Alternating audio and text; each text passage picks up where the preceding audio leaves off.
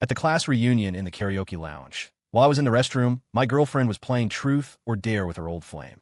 I walked back in to see my girlfriend with her arm around him, shyly biting a slip of paper. "I have a boyfriend, you know," she said. "Can we just kiss the paper and call the dare done?" A bunch of people started egging them on, whistling, clapping, and chanting, "Kiss, kiss." I walked over, snatched the paper away, pushed my girlfriend into his arms, and shoved a hotel key card at them. "Things are getting so heated," I said. "Why don't you two just take it to a room?" The moment I pressed the key card into her hand, the room went silent. A classmate quickly jumped in, trying to smooth things over with a laugh. "Hey, Ryan Johnson and Sarah are just messing around. Ethan, you aren't actually mad, are you?" Ryan Johnson, her old flame, smirked at me. "Yeah, Sarah and I are just really close. Maybe we got carried away. You're not really going to be petty about this, are you?" He glanced at the key card in Sarah Taylor's hand, then added suggestively, "I thought you and Sarah have been living together for 3 years. Why carry a hotel key card around? Unless it was meant for someone else." Sarah Taylor snapped back to reality, her face flushing with anger. She threw the key card at my face. "Ethan Smith, what the hell is this? Are you trying to humiliate me?" The key card clattered to the floor. I didn't pick it up. I managed to smile for the others. "Just kidding," I said. "You guys carry on." With that, I turned and walked out of the room. Behind me, I could hear Sarah Taylor yelling furiously, but I ignored her. She'd already forgotten that today was our 7th anniversary. And she certainly couldn't have guessed that the hotel room the key card opened was the one I'd spent the last month setting up for my marriage proposal. But it didn't matter now. Some people, I guess, you just can't hold on to, no matter what you do. I squeezed onto the subway and went home. To my surprise, the lights were on in our apartment. Sarah Taylor was actually back. She was sitting in the living room, a dark expression on her face, the air around her thick with tension. "Ethan Smith," she said. "Explain yourself." I glanced at her, silently took off my shoes and put on my slippers, then turned toward the bathroom. Sarah Taylor followed me. "I'm talking to you. Didn't you hear me?" Ignoring my silence, she yelled furiously. "The reunion is only once a year. Did you have to pick then to throw a fit? Ethan Smith, am I usually too easygoing? Is that why you think you can just humiliate me whenever you feel like it?" I splashed some water on my face, looking at her reflection in the mirror. Her makeup was flawless, paired with her most beautiful jewelry. None of it was for me. "Sarah Taylor," I said, my voice flat. "How did you get back here?" Sarah Taylor paused, taken aback by the question. She frowned. "I drove, of course. How else?" I stated plainly, "I took the subway." After we bought the car, I felt bad about Sarah Taylor's hour-long commute. So I helped her get her license so she could drive to work. Meanwhile, I spent 2 hours every day commuting by subway to the corporate office. But she took my consideration completely for granted. Even when the reunion ended, she completely forgot she had a boyfriend heading in the same direction, someone she could have easily given a ride. Drops of water I hadn't wiped away dripped from my face onto my shirt, leaving a damp spot. I ignored it and looked back at her. "When you're driving back, did it even cross your mind to wonder where I was?" Sarah Taylor looked guilty for a second, but then, as if remembering something, she became defiant. "You were the one who stormed out, Ethan Smith. Don't you dare try to pin this on me. Besides, it was just a game. Everyone was having fun. Why do you have to be so petty?" Back in the karaoke lounge, Ryan Johnson had said the same thing. "Ethan Smith, we're just really close. You're not going to be petty about this, are you?" I looked straight at her, speaking slowly and deliberately. "Do you even remember what day today is?" "Today," I said, "is our 7th anniversary." Sarah froze, looking even more guilty. "Well, why didn't you remind me then?" I asked her, "Is this really something you need a reminder for?" The first year we were together, Sarah spent 6 months planning, then dragged me to an amusement park where we made wishes under the fireworks. "I want to be happy with Ethan forever." Back then, she said it was the happiest day of her life, one she'd never forget. Me too. People talk about the 7-year itch, and I figured maybe we'd just been together too long, that she'd lost that initial spark for me. But isn't love about sticking together, supporting each other through thick and thin, even after the initial excitement fades? So even though we've been fighting constantly for the past 6 months, I still got the ring ready and planned the proposal spot. Because breaking up was never an option in my mind. "Sarah, you got up early to get styled, went to 8 different stores at the mall to find the perfect dress. Was even 1 minute of today about preparing for our anniversary?" Sarah was speechless, her voice turning sheepish. "Haven't I just been swamped with work lately? I forgot, okay? If it wasn't for Ryan Johnson, I would have completely forgotten about the class reunion today, too." I cut her off. Ryan Johnson again. I always knew she had this guy she idolized, the one that got away, the one she'd crushed on since high school. She even picked her university just to follow him. Early in freshman year, Ryan Johnson started dating the most popular girl in their department. It poured rain that day. Sarah got completely soaked, so I gave her my umbrella and ran back to my dorm through the downpour. Later, after we started dating, Ryan Johnson would pop up fairly often, always supposedly just as a friend. Being a guy, naturally I got jealous. At first, Sarah would try to soothe my feelings, but as time went on, she grew impatient. He's just a friend. Can't you act like a grown man and stop being so possessive? After graduation, everyone went their separate ways, and Sarah and I moved in together. Just when I thought our life together was on solid ground, 6 months ago, Ryan Johnson got transferred to our city. Ever since, he's been a constant presence. He was the fuse for almost every argument we had. They were just friends. I was the petty one. I looked at her and sighed. You were hugging him, holding paper in your mouth for him to kiss, and then you tell me you're just friends? I asked, Sarah, do I look like a complete idiot to you? Sarah couldn't refute a single word, but she flushed with anger and embarrassment. So, after everything, you still think there's something going on between us? She demanded, glaring at me, her eyes red. Ethan Smith, think about it. If there really was something between us, do you think you would have even had a chance with me? I just looked at her, saying nothing. This was the woman I loved most, twisting the sharpest knife into my heart. Then why aren't you two together, Sarah? I finally asked. Was it because you didn't want to be? My question caught Sarah off guard. Shame, anger, and panic flickered across her face before settling into choked fury. When it comes down to it, you just think tonight's little joke went too far, and now your precious pride is hurt, isn't it? She scoffed, her voice thick with defensiveness, trying to mask something else. Pride. Is there anything in that head of yours besides your ego? Do you even still have me in your heart? Tears started streaming down her face as she pulled the hotel key card from her purse, turning the accusation back on me. Besides, I haven't even asked you yet. Why were you carrying a hotel key card, claiming it was for our anniversary? You just had those nasty intentions all along, didn't you? Going out of your way to get a room. How disgusting can you be? You're vile. Seeing her like this, she suddenly seemed like a stranger. Was this really the woman I'd share my life with for 7 years? Or had I never really seen her clearly? Fine, I'm disgusting, I said flatly, snatching the key card and tossing on a bathroom counter. You're Mr. Johnson isn't disgusting, right? Go find him. Mr. Johnson. That's what she had saved Ryan Johnson as in her phone. And his name for her? Ms. Taylor. Just friends, they said, but the intimacy implied was a knife to the gut. My words pushed Sarah over the edge. She pointed a trembling finger at me, speechless with rage for what felt like an eternity, before tears of fury finally spilled over.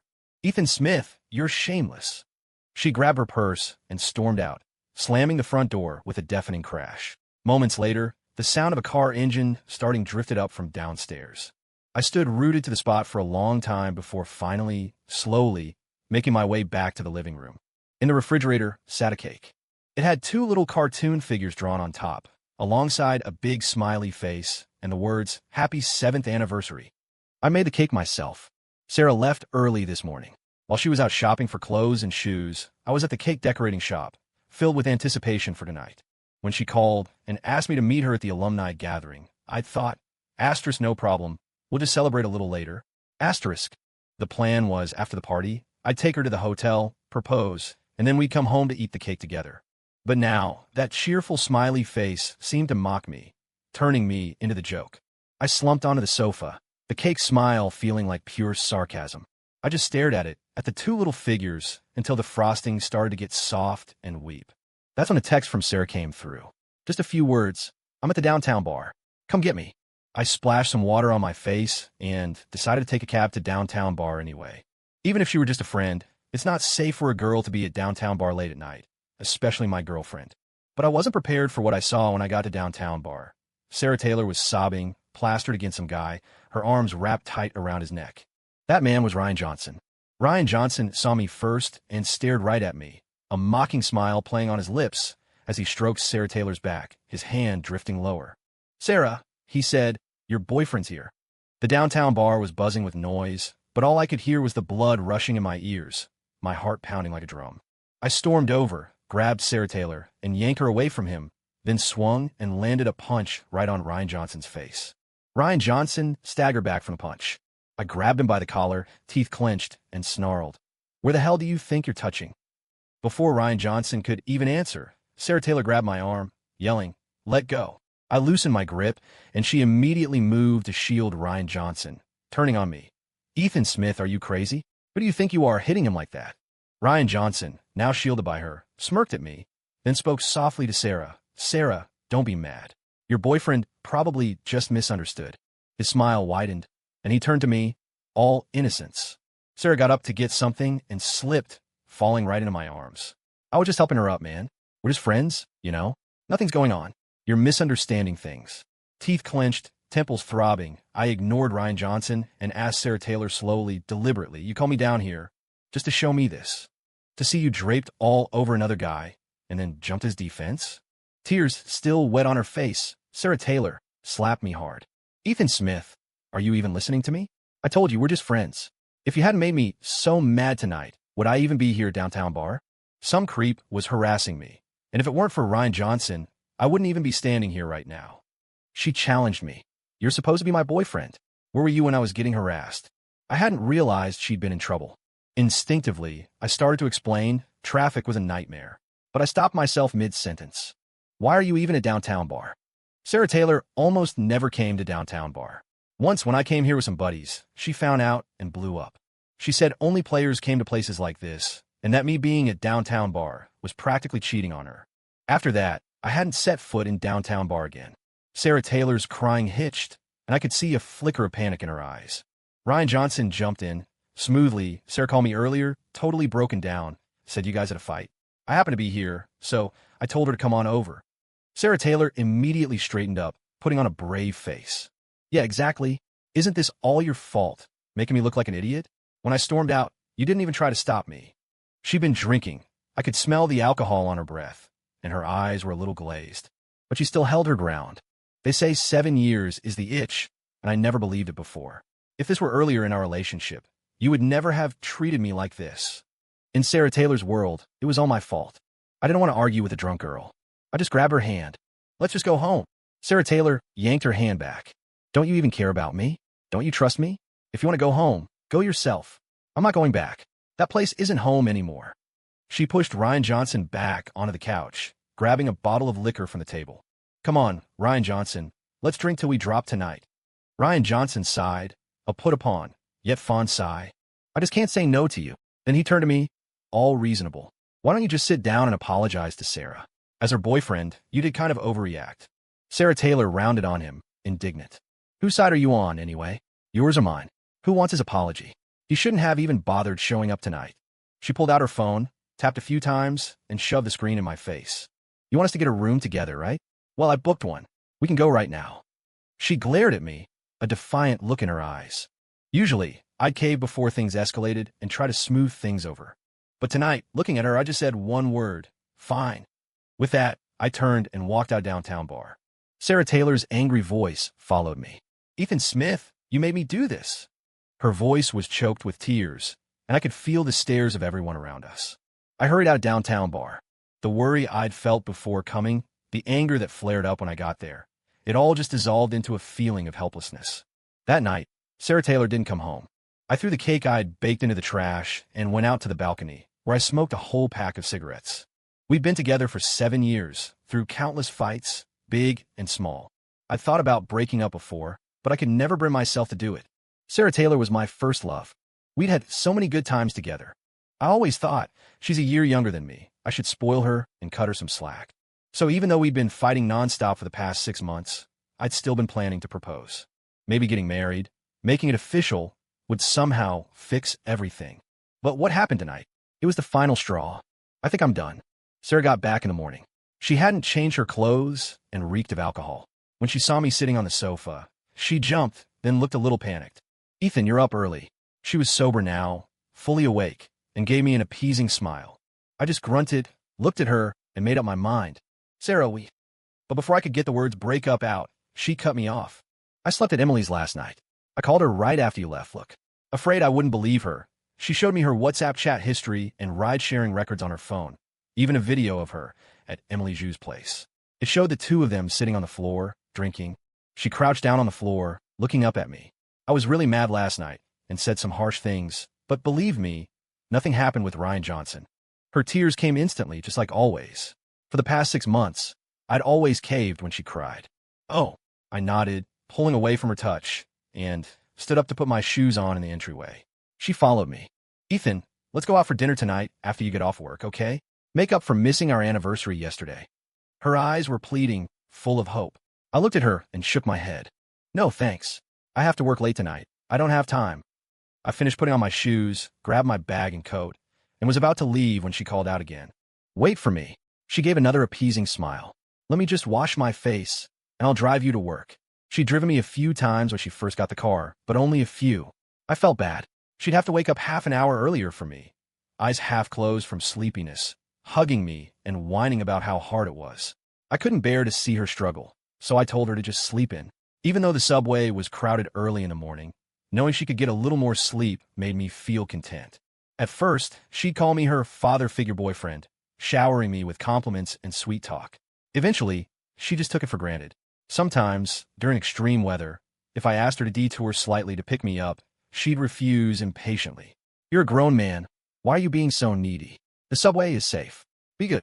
But now, she was offering to drive me. Of course, I knew why. Whenever she messed up, there was always this period where she'd be incredibly sweet and accommodating. It was her way of making amends. I used to soften up, but today it just left me cold. No need. I pushed the door open. I'll take the subway. When my boss called me in her office, I felt a little uneasy. The economy's been tough this year, and rumors of layoffs have been going around the corporate office. I tend to keep a low profile at work, not want to push myself forward or take big risks. During the last discussion about potential cuts, I had a feeling I might be one of the first to be let go.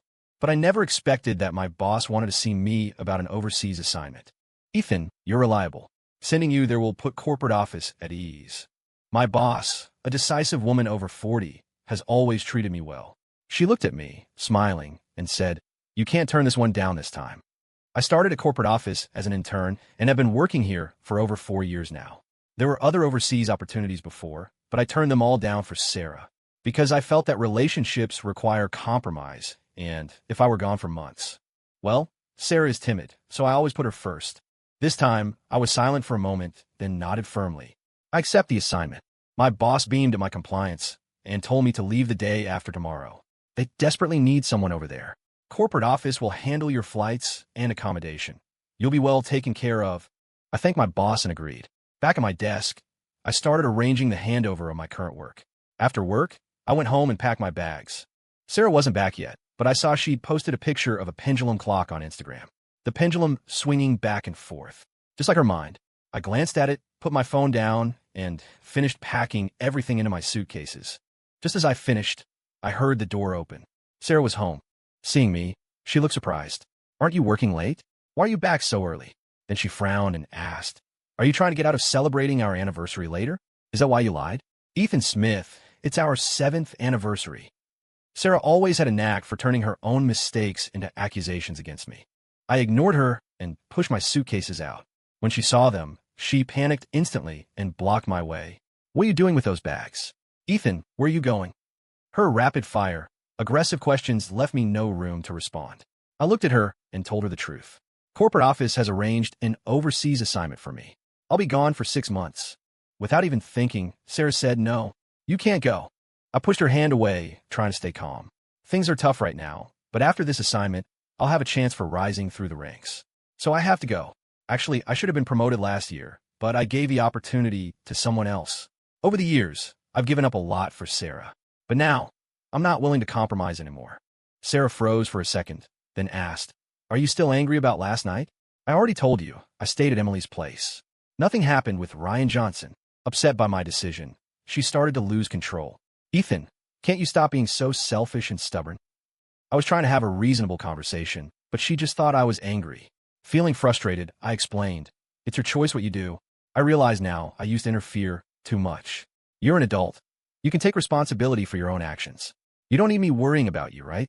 Sarah froze again, tears falling, and asked me, what do you mean? I said, this assignment is arranged by corporate office, and it's about me taking responsibility for the company and for myself. My flight is the day after tomorrow, but I didn't want to stay there any longer. I pushed my suitcases toward the door. As I reached it, I told her, Sarah, Let's both take these 6 months to cool off. 7 years together made it hard for me to be cruel enough to break up with her directly, but I thought 6 months would be enough time for things to cool down. If we couldn't be lovers anymore, at least we had been close. I didn't want to make things ugly. An amicable separation. But Sarah Taylor didn't want to calm down. After I left that day, she called me to confirm my decision again about taking the overseas assignment, then angrily hung up on me. Then she sent me a text. "Ethan Smith, you'll regret this." I looked at the message and replied with a single word. "Okay." And then we started giving each other the silent treatment. Or rather, she started giving me the silent treatment. The work at the overseas branch office was demanding, and I dove right in as soon as I arrived. During a rare, quiet moment, I realized we hadn't messaged each other in a week. In the 7 years we'd been dating, that had never happened. After all, I used to spend every spare moment texting Sarah. When we first got together, she told me, when the desire to share disappears, it's the signal that a relationship is ending. I took that to heart, so I'd share everything with her, what I ate, where I went, even little things like an animal I saw or a pretty flower. At first, our chat history scrolled endlessly, but later, it was mostly me sending a dozen messages just to get 3 or 4 half-hearted replies from her. This time, however, I was busy with work and we just naturally stopped talking. I sighed, a complicated feeling washing over me. After so long, loving her wasn't just bone deep, it was a deeply ingrained habit. I glanced at my phone and set it aside. Love might fade, but work wouldn't. But I didn't expect to get sick. The high-intensity work after arriving, combined with adjusting to the new environment, left me delirious with a high fever. It was a young woman from my team who noticed I looked unwell. She came over and asked, "Are you running a fever?" I hadn't realized it myself, just felt dizzy. I shook my head and thanked her. She gave me a concerned look and brought me a thermometer. A fever of 102.4. That settled it. Ignoring my protests, she took me straight to the nearby Metro General Hospital. My head was spinning. I tried to get up, but she gently pushed me back down, her tone firm. "You're the patient. Just lie still. I'll handle everything else." Watching her bustle around taking care of things, I felt a lump in my throat. Right after graduation, I had a bad case of gastroenteritis once. State General Hospital was packed. I called Sarah, but she sounded impatient. "You're a grown man. What's there to be so dramatic about?" Later, when I finally got settled with a drip, I saw her Instagram post. She was with Ryan Johnson at an amusement park, both wearing matching Mickey Mouse ears. The caption read, "Such a fun day." After that, whenever I got sick, I just dealt with it myself. A grown man should just tough it out, right? My colleague went to get my medication while I leaned back against the hospital bed, feeling a bit dazed. That's when my phone rang. It was Sarah Taylor. "Ethan, I'm in City A. I just landed at the airport. Come pick me up." I wasn't expecting Sarah to suddenly show up, but I opened a ride-hailing app anyway. "Have you booked a hotel? I can get you a ride there." Sarah whined. "I don't want to stay at a hotel. Oh, but just stay with you." Before she could finish, my colleague came back. "I picked up a hot drink for you," she said. "Have some, it'll warm you up." Sarah's voice turned sharp, even over the phone. "Who's that? Why is there a woman there with you?" Before I could explain, she jumped to conclusions. "Ethan, are you seeing someone else behind my back?" Her voice was so loud, it carried from the phone. I looked at my colleague, embarrassed. "Sorry about that. And thanks again for getting me the drink." My colleague shook her head, signaling it was okay. She put the medicine on the bedside table and offered me an out. "I'll step outside for a bit. Just give me a shout if you need anything." I thanked her. Sarah's voice was already accusatory. "So that's why you suddenly took that assignment. You've got someone else there, don't you? Where are you?" "I'm coming to find you right now." I cut her off. "I'm at Metro General Hospital. I have a fever." Sarah stopped short, sounding a little sheepish. "Oh, I misunderstood. I'll head over now, just wait for me." But it was 2 hours later when Sarah finally arrived at Metro General Hospital, and Ryan Johnson was with her. My colleague had already left. It didn't feel right asking a young woman like her to stay with me late at night. I had to promise her several times I wouldn't fall asleep and would leave as soon as my drip was done before she finally went home. My had finished half an hour ago. Looking at the two of them finally showing up late, maybe I just gotten used to being disappointed because all I felt was a sense of figures. The first thing Sarah asked when she arrived was, "Where's your colleague?" "She went home," I said. She glanced around before asking, "Why did you come to Metro General Hospital, anyway? And with some girl keeping you company?" She still didn't believe me, still suspected I was cheating. I looked at her, feeling weary. Maybe not all women think a guy being sick is just him being dramatic. My words threw what she'd once said back in her face. Sarah looked stung, her expression turning ugly for a moment before she smoothed it over. "You're sick. You should get some rest." Ryan chose that moment to chime in. I actually had some business nearby, so I just came along with Sarah. He looked at me and asked with a smile. Total coincidence this time. You don't mind, do you? Sarah backed him up. Yeah, we were heading this way anyway. And when he heard you were sick, he wanted to come see you. I just said, oh. I felt numb. Well, you've seen me. You can go now. Sarah's expression changed. I came here to be with you. Where are you staying? I'll get a ride. Let's go home. I shook my head. No, it's fine. You should get a hotel. It's not a good idea for us to stay together right now. It wouldn't be good for your reputation. Asterisk, we decided to give each other some space. Sleeping together now would just make people think Sarah didn't respect herself. Asterisk. But Sarah took it as rejection. Ethan, what's that supposed to mean? I rushed all the way over here just for you to humiliate me like this? She pouted, her eyes welling up. I already swallowed my pride for you. It was such a small thing. How long are you going to hold this grudge? Ryan chimed in again. Yeah, Ethan. That night at the reunion, we were just messing around. We didn't actually kiss. You didn't actually take that seriously, did you? He sighed. Besides, you punched me. My face was swollen for a week. I didn't make a big deal out of it. If you keep dwelling on this, it's not very manly, you know? Sarah, feeling she now had the moral high ground, pointed a finger at me. Ethan, don't be so petty. We're just friends. And Ryan's the one who got punched. He's not even upset about it. So why are you?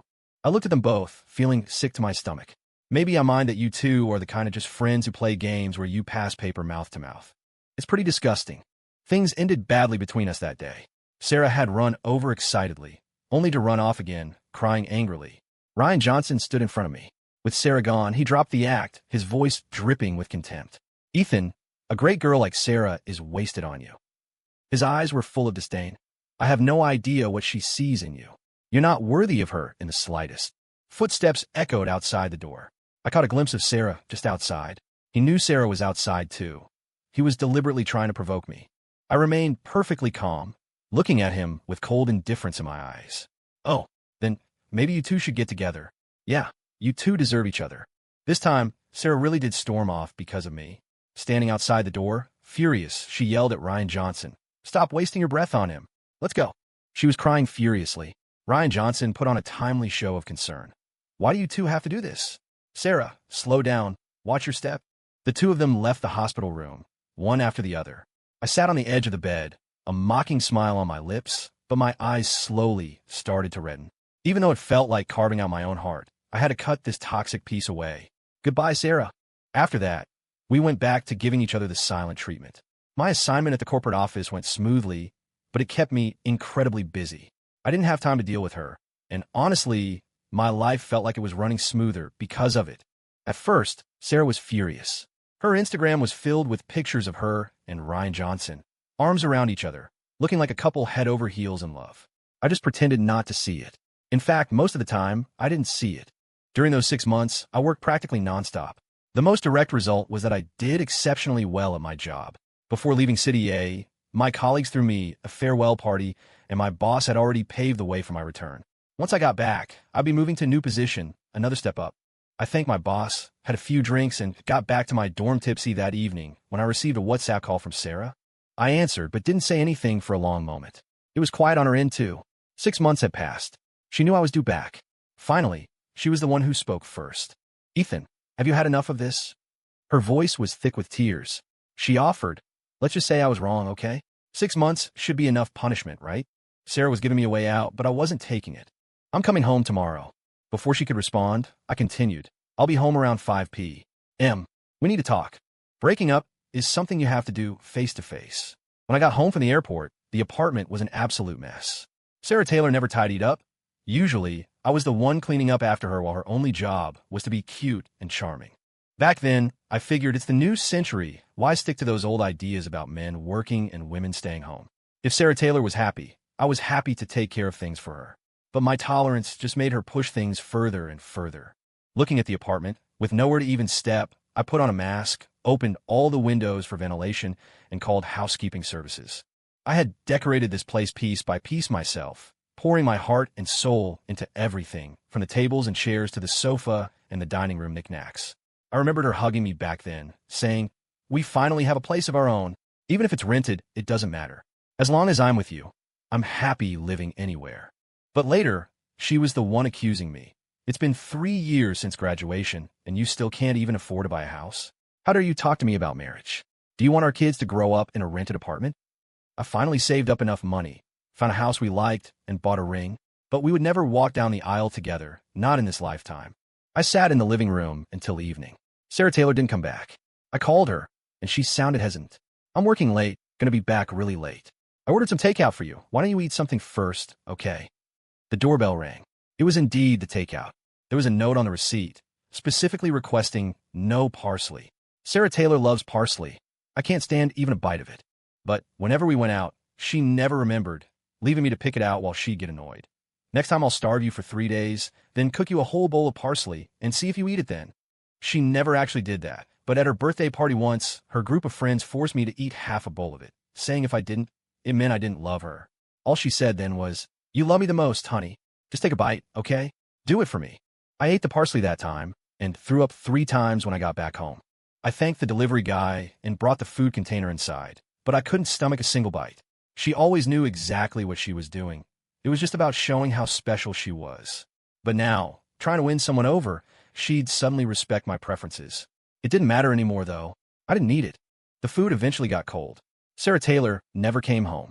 I went to bed first. I had work the next day. In the morning, I was woken up by noises from the kitchen. Sarah Taylor had come back at some point and was cooking. Seeing me, she smiled brightly. "Good morning, honey. Breakfast is ready." This was the scene I had dreamed of countless times, even though, in reality, I was always the one getting up early to make breakfast. Because she used to say, a good woman never sets foot in the kitchen. She brought out sandwiches, chattering as she came. My boss is such a beast, kept us working past 1 a.m. I had to set 3 alarms just to get up and make you breakfast. Quick, try it, see if it's good. I pressed my lips together. No thanks. You eat it. Sarah Taylor's eyes reddened slightly. She came over and took my hand. I know I was wrong. Please forgive me just this once, okay? You know I love you the most. She tried to lean in and kiss me, but I pulled away. Sarah Taylor, Before I could finish, she shut me up with a sandwich, shoving it into my mouth. Isn't it delicious? I practiced for a long time, just to surprise you. Sarah Taylor looked at me, taking advantage of my inability to speak, her eyes filled with affection. Let's make things work, okay? I swear I'll never be difficult like that again, all right? I swallowed the bite of sandwich and pushed her hand away. Sarah Taylor, let's break up. That day, Sarah Taylor was sobbing uncontrollably, gasping between breaths as she finally confronted me. Besides that one joke, how could I have possibly wronged you? 7 years. We were together for 7 years, and you just say you want to break up? Just like that? Ethan Smith, I don't accept this. But whether she accepted it or not didn't matter to me. I thought these past 6 months would have been enough time for us to cool down. She reached for my hand, but I pulled away. My voice was calm. You told me back then you wanted a boyfriend who was like a father figure. And I always felt, because you were younger, that I needed to coddle you, let you have your way. But Sarah, even parents can't unconditionally put up with everything forever. Besides, we're supposed to be equals. In these 7 years, my conscience is clear when it comes to you, Sarah Taylor. Even breaking up like this, I try my best to minimize the pain I caused you. But Sarah Taylor clearly didn't see it that way. Are you serious? She asked, her eyes welling up. I nodded. I am. Let's just end it here. I hope you have a good future. Housekeeping had just cleaned. The windows were gleaming, the apartment spotless, just like the day we first moved in. Except back then, I was full of hope for our future together. Now, I knew with certainty that we didn't have one anymore. I'm leaving now. Take care of yourself. She hadn't come home last night, so I'd already packed and moved almost everything out. All that was left was this one suitcase. I left her the valuables from the apartment and our joint bank cards. 7 years of her youth. Even ending things like this, I didn't want her to walk away feeling cheated. It seemed only then that Sarah Taylor finally realized how determined I was. Ethan Smith, you can't go. She threw herself in front of me, trying to wrap her arms around my waist. I was wrong. I really know I was wrong now. Please, can we not break up? Please. I pushed her away firmly, my tone final. Sarah Taylor, adults need to maintain some dignity. I'm respecting you. So please, respect yourself too. Okay. The words hit hard. So hard she just stood there, completely stunned. It wasn't until I'd pushed my suitcase out the door and was waiting for the elevator that I heard the sobs erupt from inside the apartment. Gut-wrenching, heartbroken cries. My new place is really close to the corporate office. Only a 20-minute commute in the morning. The only downside is that it's small and expensive, but I'm happy with it. Without Sarah Taylor in my life, I manage my time much better. Rising through the ranks means I'm more financially comfortable now, too. Outside of work, I spend all my spare time studying for certifications. Improving myself is the only way I'll last long-term at the corporate office. But Sarah Taylor wouldn't give up. Out of decency, I hadn't deleted her number on WhatsApp, so she started messaging me daily. Pictures of her meals, random interesting things she saw on the street. She'd always end with something like, "The world is so beautiful when you really look at it. Can we get dinner together again?" I always refused. Sarah Taylor didn't give up. She even showed up downstairs in my corporate office. I got off work early. "How about I give you a ride home?" It was rush hour, and plenty of colleagues were watching. I felt helpless. "Sarah Taylor, we broke up. Please have some self-respect."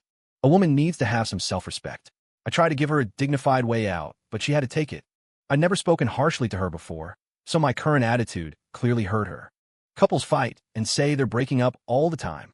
Who actually means it the first time? She grabbed my hand, tears streaming down her face. "I know I messed up. Can't you just give me one more chance?" I shook my head. No, I'd already given her too many chances. That night at the class reunion was the absolute last straw. I had fantasized about using marriage to keep her, but reality shattered that illusion. I knew right then that we were completely finished. Even though she'd been trying so hard lately, acting the way I used it toward her to win me back, I couldn't bring myself to soften. "Sarah, isn't this the freedom you always wanted? Go live your life." I looked at her, my voice soft but every word designed to cut deep. "Leave me alone." Sarah Taylor completely lost it. "Why?" She glared at me as if I were the one betraying her. "You promised. You said you'd be with me forever, no matter what I did. And now you just suddenly break up with me." She paused, realization dawning. "Tell me, is there someone else?" Sarah Taylor became hysterical, demanding, "Was it that colleague from Metro General Hospital? Or your boss, the one who's 40 and still single?" "Sarah Taylor." I tried to cut her off. A colleague walked over. "Everything okay, Ethan?" I said it was nothing, but Sarah Taylor jumped in before I could. "Ethan Smith is cheating on me. Do you people know who his mistress is?" Her outburst drew several more colleagues over. Even my boss, hearing the commotion, clicked over in her heels. My boss looked at me, searching my face. "What's going on here, Ethan? Is there some kind of misunderstanding?" Seeing my boss only made Sarah Taylor angrier. "He wants to break up with me. Is it because of you?" She grabbed my arm, accusing me through her tears. "We've been together for 7 years. He's all I have. Please, I'm begging you, don't steal him from me." Her tears started flowing instantly, causing a commotion around us. My face burned with embarrassment. I first apologized to my manager. "I'm so sorry, Ms. Zhao, for causing trouble. Please don't pay any attention to what she's saying." Then I turned to Sarah Taylor. "For these past 7 years, I have nothing to feel guilty about regarding our relationship, and I have no regrets about breaking up with you. Sarah Taylor, you used to hate it when people slung mud like this back in school. How could you stoop so low yourself now?" Sarah Taylor was taken aback by my words. I looked at her, exhausted. "Stop making a scene. Don't you care about your reputation more than anything? Do you really have to drag us both through the mud today? Can't we just leave each other with a little dignity?" She stared at me blankly, then started crying again. "I want my dignity too, but you're breaking up with me. Why would you abandon me unless there was someone else?" Sarah Taylor sobbed, struggling to catch her breath. "We've been together for 7 years, she choked out. I nodded. 7 years. I do care about you, which is why it's better to cut our losses now than to end up hating each other. You can find your freedom, and I need my peace. I was already worn out by this relationship. From start to finish, my breaking up with you has nothing to do with anyone else. The problem is between us, just you and me." I looked at her and urged, "Just go. I'm willing to let what happened today go." Even though Sarah Taylor was trying to slander me, the people at the corporate office were well aware of the character of my colleagues, my manager, and myself, so I didn't need to go to great lengths to clear my name. Everyone knew she was making an unreasonable scene, and I wanted to let her keep some shred of dignity. Sarah Taylor stopped crying mid-sob and asked, "Is it because of Ryan Johnson?" She pleaded, almost swearing an oath, "I can delete his WhatsApp contact right now, and I'll never talk to him again. I know work is hard for you, so I'll drive you to and from work from now on. And I'll never ignore your messages again. I'll remember everything you like. Ethan, please give me one more chance, okay?" She grew more frantic as she spoke, promising, "I know I made a lot of mistakes in the past, but I'll fix them all. Let's start over." I looked at her and asked, "So you see, you actually knew all along what you were doing wrong, didn't you?" Sarah Taylor froze. I continued slowly. "You knew it would make me unhappy, but you did it anyway. It was simply because the scales in your heart tipped. Back then, you felt Ryan Johnson was important, so my unhappiness could be ignored. And now, The scales have tipped towards me. You think I'm important now, but I don't need it anymore. Sarah Taylor, you can't mend a broken mirror. Let's just end it here. That day, Sarah left, completely devastated. The rumors didn't really bother me. In fact, my colleagues came over to comfort me, saying things like, "We know what kind of person you are. Don't take it to heart." Some even invited me out for dinner after work. The atmosphere at the corporate office was great. I also heard from my colleagues that not only had the company weathered the recent crisis without needing layoffs, but business was actually booming. This meant our future there was only looking brighter. The days that followed went smoothly for me. My only headache was Sarah. After a brief period of moping, she started trying to get in touch with me again. This time, though, she didn't approach me directly. Instead, there'd be a bouquet of flowers on my desk every morning, sandwiches tailored to my taste at lunch, and a constant barrage of WhatsApp messages from Sarah. She'd share bits of her life, carefully trying to win me back. Even my colleagues found out and started advising me. If you really feel bad for her, just get back together. Every couple fights. It's been 7 years. How many 7 years do you get in life? You can't just throw it all away, right? Since I've been pouring all my energy into the corporate office, not only was my work performance better, but my relationships with my colleagues had improved too. They urged me on, seeing me as the man in the situation. You're a grown man. Holding a grudge against a young woman just doesn't look good. Besides, I can see she still has deep feelings for you. She was crying her eyes out last time, looked so pitiful. I just shook my head, not wanting to discuss it further. Seeing my expression, my colleague gave an awkward laugh. Of course, it's just a suggestion. It's your life. Interestingly, the young woman who had taken me to Metro General Hospital heard about it and sent me a message. A person is, first and foremost, themselves. So we have to love ourselves first. I looked at the message and couldn't help but smile, replying, "Lesson learned. Thanks." A broken mirror can't be made whole again, and I wasn't turning back. I Venmo'd Sarah money for the flowers and food, then sent her one last message. Out of respect for the years we had, please stop making trouble for me.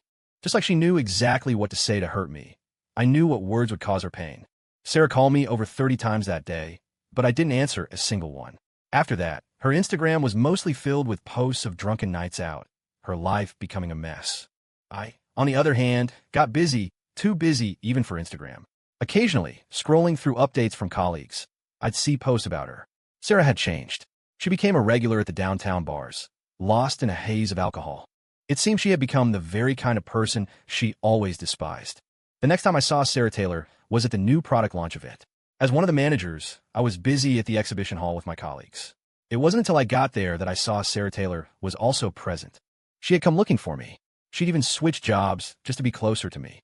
I hadn't seen her in a while, and her hair had grown longer. When I first met her, she had long, waist-length hair, soft and captivating. But later, after Ryan Johnson mentioned he thought short hair on girls looked sharp and cool, she cut off her long hair without hesitation and hadn't changed her style for 6 months since. Now, she had grown it out again, down to her shoulders, and her clothing style had changed too. She was trying hard to resemble the version of herself that had initially captured my heart. Seeing her like this, I froze for a moment. She flashed a youthful smile. "Looking forward to working with you on this." Unfortunately, too much time had passed. We knew each other too well, and her deliberate act seemed clumsy and obvious to me. I pressed my lips together, turned, and called a colleague over. "I have some other things to take care of. Could you coordinate with her?" Disappointment flickered in Sarah Taylor's eyes, but she forced a smile and greeted my colleague. "Hi, I'm Sarah Taylor. Thanks for your help." With her perfectly measured modesty and diligent work ethic, she quickly got along well with my colleagues. Sarah Taylor had been like this back in school, too. She was like a little sun, bright, cheerful, decisive. Back then, I loved her dazzling radiance, never imagining that one day it would burn me. Now, she was cautiously holding back, approaching me as if all her sharp thorns had been pulled out. But seeing her like this just made me feel a bit sad. "You don't have to be like this," I told her seriously after work that evening. "Even though we broke up, I still remember all the good things about you. You don't need to compromise yourself like this." Because I was older, I had always doted on her during our years together. I wanted my partner to be a princess, and I could be her knight, clearing obstacles in her path. Even after we separated, I sincerely wished her well. A flicker of hurt crossed Sarah Taylor's eyes. "So," she asked, "if I compromise like this, would you be willing to take me back?" I stated firmly, "No, you're not a child anymore. Adults have to take responsibility for their own decisions. All these years, I thought of you as young, but you're only a year younger than me." "Sarah Taylor, You can choose not to grow up, but at the very least, you need to learn right from wrong and be a decent person. Not use your emotional leverage to hurt the person who loves you. These are things your family should have taught you, not me. Even though you said you wanted a father figure boyfriend, we're still equals, right? I spoke to her calmly, trying to make things clear. This time, Sarah Taylor didn't cry. She looked at me, utterly devastated, her eyes red-rimmed as she finally said, "Ethan Smith, you're really heartless." Sarah Taylor still doesn't understand me. I'm not heartless. I've just had enough disappointment piled up. All the love has been completely worn away. When you've practically given half your life for something, you tend to wake up. She turned to leave. I sighed, gathered my bag, and headed for the exit too. But just as I reached the door, I heard a crowd making a commotion. Someone was shouting, "Say yes. Say yes." I was talking to some colleagues and glanced over. A man and a woman were surrounded by the crowd. The woman was Sarah Taylor. The man was Ryan Johnson. I looked away and turned to leave again, but then I heard Ryan Johnson's loud declaration of love. "Sarah, we've missed out on so many years, but now we can finally be together. Be my girlfriend. Let me take care of you forever." Their display of affection moved the onlookers, just like that night in the karaoke lounge room. The difference was, that night the chant was kiss her, while today this crowd was shouting, "Say yes. Say yes." I felt completely unmoved, but Sarah Taylor rejected him, her tone impatient. "Ryan Johnson, stop messing around. I only think of you as a friend." Seeing me about to leave, she quickly pushed through the crowd and blocked my path. "Ethan, don't misunderstand. I don't like him. You know I don't. I only love you." All those curious eyes turned back to me. Their stares made me uncomfortable. I pushed her hand away. "Sarah Taylor, I thought I made myself perfectly clear just now." I glanced at Ryan Johnson standing nearby, then said to Sarah Taylor, "Besides, isn't this what you always wanted?" If Ryan Johnson had said yes to Sarah Taylor back then, I wouldn't even be in this picture. I was throwing Sarah Taylor's own past words back at her. She froze, stunned by what I said, then hastily tried to explain, "No, I don't love him." She looked at me, her eyes brimming with tears. "I was too young back then. I mistook it for love. But after you broke up with me, I realized it was just admiration for him. That wasn't love at all. What I have with you, that's love. I don't admire him anymore, but I'll always love you, Ethan Smith." Her expression was pleading as she tried to prove her loyalty to me. But Ryan Johnson wasn't having it. He rushed over, glaring at me. "Ethan Smith, you two broke up. Why won't you leave her alone?" Ryan Johnson stood protectively in front of Sarah Taylor, his eyes full of affection as he looked at her. "It's all your fault we missed so many years, Sarah and I. Just let her go. Do you have any idea how much she's suffered because of you? She's finally starting to move on, and I want to take care of her. Can't you just stop bothering her?" The way he put it made me sound like the bad guy. I nodded. "Fine, Sarah Taylor. You two have a good life together. I won't bother you, and you don't bother me. How about that?" Looking at her, I said, "I'll step aside for you two." But Sarah Taylor threw the roses right at Ryan Johnson. The man she once idolized, she can now discard like garbage. "Ryan Johnson, haven't you caused enough trouble? It's impossible between us. I just see you as a friend." Seeing I was about to leave, she panicked.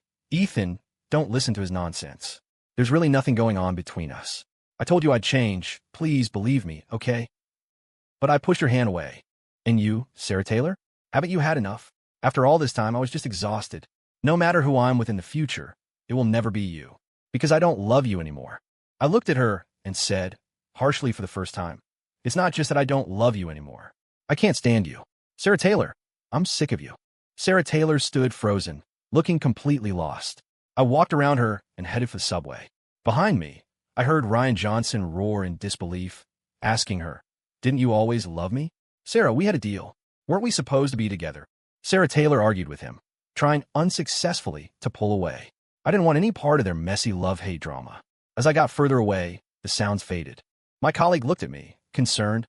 "Are you okay?" I shook my head and forced a smile. "Thanks, I'm fine." After words that harsh, Sarah Taylor shouldn't bother me anymore. But I never expected to get a call from the police station later that night.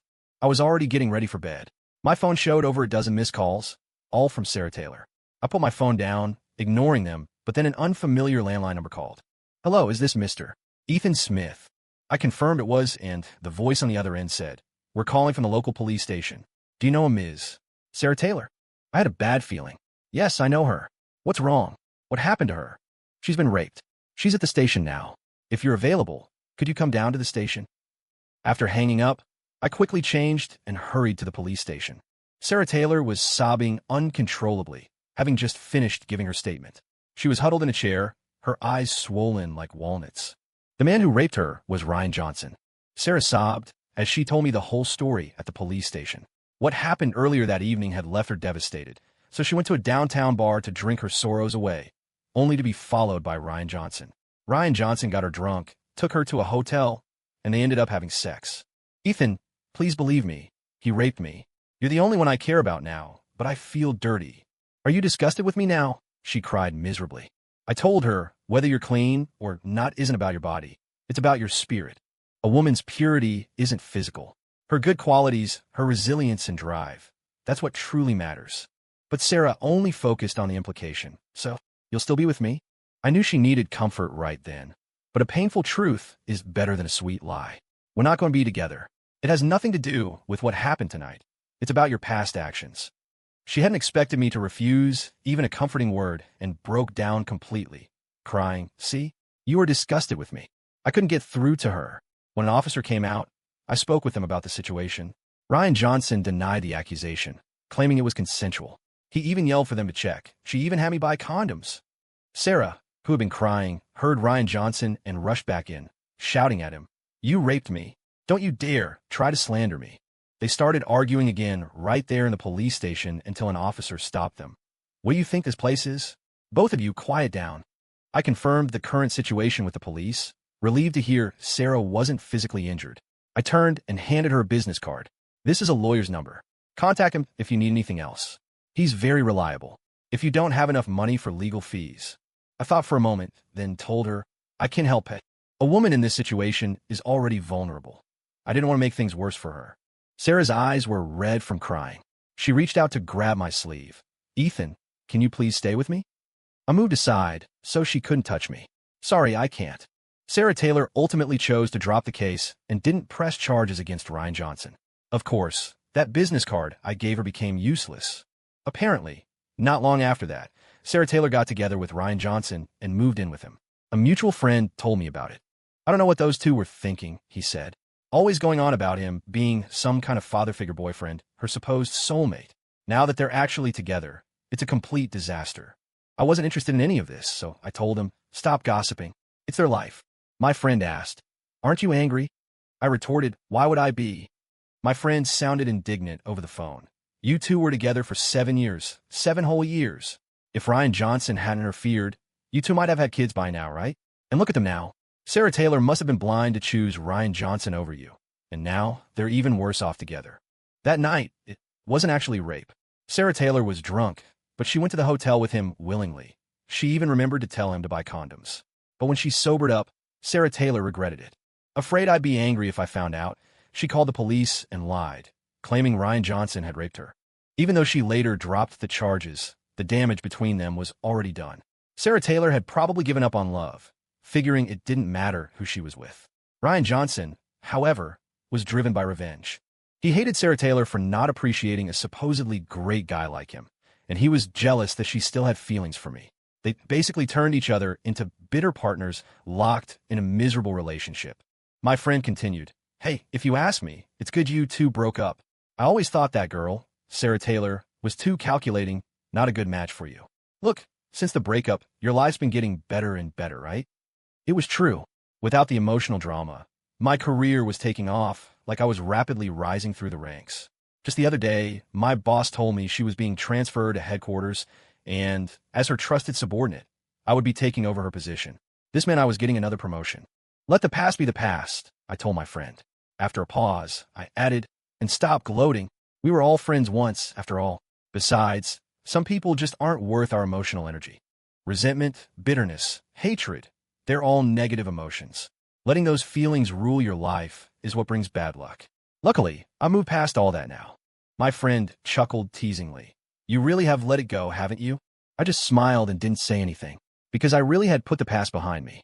The past had faded like smoke. They weren't worth dwelling on anymore. Before I knew it, the end of the year arrived, and I'd gotten a promotion. It happened to be right around the New Year's Eve celebration, and my coworkers were teasing me, insisting I treat them to dinner. I laughed and agreed, letting them pick the spot. A big group of us headed out together. During dinner, I got a call from Sarah Taylor. She was crying. That lawyer's business card you had last time, she sobbed. Could you send it to me again? I said sure, took a picture of the card, and texted it to her. She thanked me, then asked, aren't you even going to ask me what happened?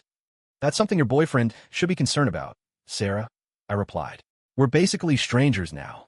But Sarah insisted on telling me anyway. We got into a fight, and he went off to the downtown bar to drink. He ended up getting into it with someone, beat the guy so badly he's in Metro General Hospital. She explained how he'd smashed a bottle over the guy, completely ruining his face. But Ryan Johnson hadn't gotten off easy either. He'd been kicked hard in the groin. Now both of them were at Metro General Hospital. By the time Sarah rushed over, it was just chaos. Both sides had called the police, and the bar surveillance footage had been pulled. The outcome was still unclear. Sarah was terrified, weeping into the phone. I don't know. I really don't know how my life ended up like this. This time last year, you were with me for the New Year's Eve celebration, and I felt like the happiest person in the world. But this year, my life has just hit rock bottom. Listening to her, I silently disagreed. Asterisk no. Last year, her happiness wasn't because of me. Asterisk that New Year's Eve, she'd gone with Ryan Johnson to the amusement park, leaving me waiting at the restaurant for 4 hours. Everywhere was lit up, celebrating the new year, while I sat there and saw my girlfriend update her Instagram. She was holding someone's hand, the caption reading, Happy New Year to the best person. Well, now she had her wish. The person she thought was the best belonged to her. Sorry, was there anything else? I interrupted her calmly. I'm kind of busy right now. Inside the restaurant, the laughter and cheerful voices continued. This year, I didn't have love, but I had friendship and my career. Good relationships, whatever kind they were, deserved my full attention. Sarah paused, then said awkwardly, Oh, okay. But just before I hung up, she called out Ethan Smith. I regret it so much. She asked, her voice trembling, if, and I mean if, I was willing to change. Could we go back to how things were? The wind seemed to howl through the phone line with her timid plea, and the past came flooding back, a landslide collapsing into ruins that had almost buried me alive back then. But from those ruins, something new had grown just for me. I had climbed out bit by bit. I had fought for her and won my own future. Sorry, I told her firmly. No, all the sorrow, misfortune, and hardship of the past had become stepping stones toward my future. I wouldn't drown in yesterday. I had a better future to embrace. She broke down, crying hysterically on the phone. I waited quietly until she finished. When she finally calmed down, her voice hoarse, she said, I'm going to call the lawyer now. I won't bother you anymore. There was exhaustion and guilt in her tear-roughened voice. I'm sorry for everything in the past. Ethan Smith, I hope everything goes well for you. I replied politely, Thanks. You too. She hung up. It was cold outside, but inside the restaurant, my colleagues were waving me over. It was warm in there, every face smiling kindly. I put my phone away, pushed the door open, and walked back in. The warmth and cheerful energy of the crowd enveloped me, full of goodwill. It felt like spring. The future looked bright.